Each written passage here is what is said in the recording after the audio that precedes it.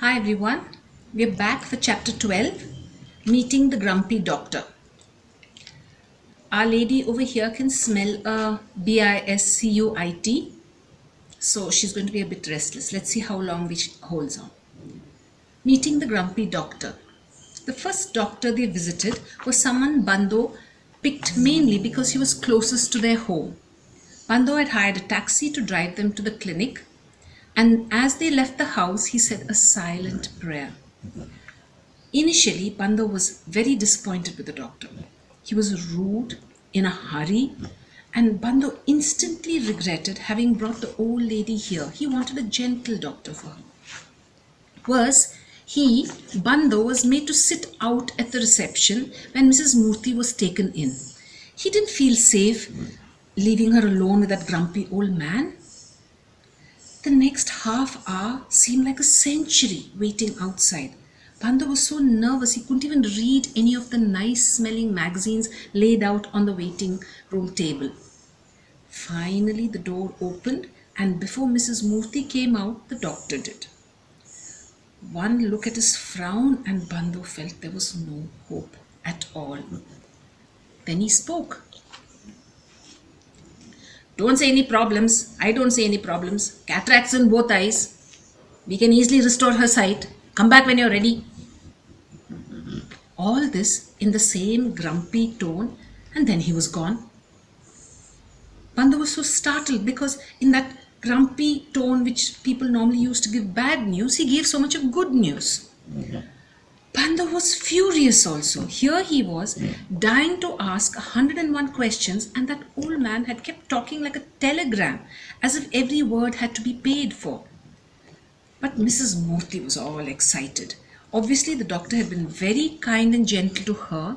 He'd explained everything to the old lady so clearly that for the first time, actually, Mrs. Murthy was fairly confident that she'd get her sight back.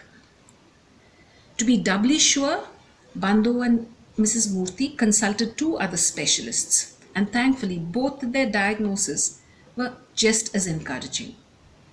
So the dates for the operation was fixed. Mrs. Murthy had decided that the doctor she wanted was Mr. Grumpus himself, and before either of them had the time to think, the day was upon them, the day of the operation. Okay, here's your biscuit. I don't have to breathe so deeply. Bando woke up that morning in a cold sweat. All his courage and enthusiasm had disappeared. And in a complete reversal of roles, it was excited Mrs. Murthy who kept trying to cheer Bando up, chattering away about how well everything would turn out. Unable to bear the tension of waiting outside the operation theatre alone, Bando begged his friend. Who do you think he called? Mustafa. He begged him to close his shop and be with him.